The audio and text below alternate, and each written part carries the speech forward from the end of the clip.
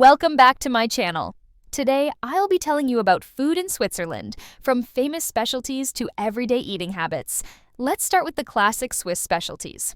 When people think of Swiss food, they usually think of three things: Swiss chocolate, Swiss cheese, and Swiss bread. One of the biggest differences between Swiss and American chocolate is that Swiss chocolate isn't as sweet, and it melts faster. That's because it usually contains a higher percentage of cocoa. Personally, I'd say the closest comparison to Swiss chocolate in the US is Hershey's, but honestly, they're not really comparable.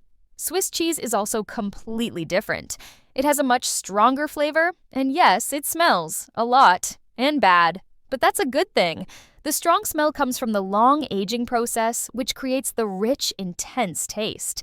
Bread in Switzerland is also very different. It's usually freshly baked and has a thick crust, which is something we actually want. The toast bread that's so common in the US isn't considered real bread in Switzerland. Real bread has a crunchy crust and a soft inside.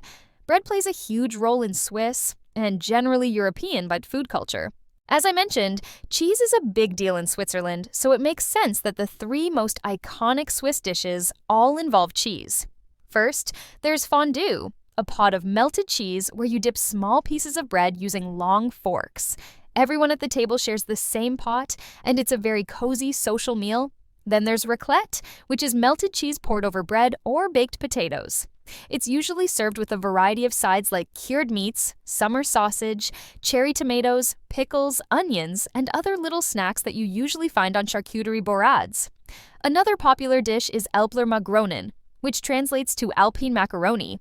It's pasta in a creamy cheese sauce with ham and onions, topped with crispy fried onions and parsley. Let's go through a normal day. A typical Swiss breakfast might be muesli, which is similar to an acai bowl. It's a mix of oats, granola, fruits, nuts, and sometimes even chocolate chips. Basically a healthy, customizable breakfast bowl. A weekend brunch might include fresh bread, croissants, and bread rolls, with butter and jam. You'll often see fried or scrambled eggs, cold cuts like ham and salami, and drinks like orange juice, hot chocolate, or coffee. For lunch or dinner, in addition to the dishes I mentioned earlier, there are regional specialties like Kapens, dough mixed with dried meat, wrapped in Swiss chard leaves, cooked in gravy, and baked with melted cheese.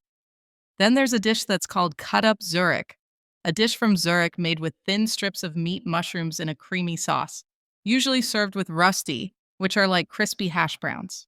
When it comes to desserts, Switzerland has lots of different fruit pies, like apple, peach, and many more.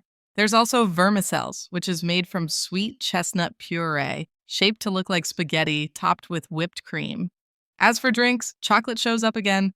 We have popular brands of hot and cold chocolate drinks like Ovomaltine and Chaotina. The most famous Swiss soda is Rivella, and honestly, it's really hard to describe. You just have to try it yourself. There's nothing else like it. The most well-known Swiss beer is Appenzeller beer, which comes from the Appenzell region but is sold all across the country. Now let's talk about Swiss eating habits. They're very different from those in the US. In Switzerland, breakfast is considered the most important meal of the day. There's even a saying, eat like a king in the morning, like a prince at lunch, and like a servant at dinner.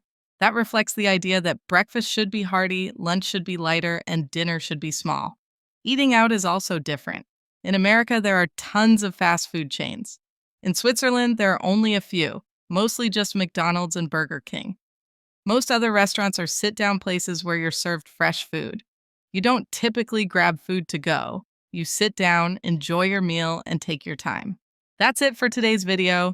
I hope you enjoyed it, and I hope it didn't make you too hungry. Thank you so much for watching. Check out the other video already on my channel, and don't forget to come back for the next one. Let me know in the comments if you like this, and see you soon.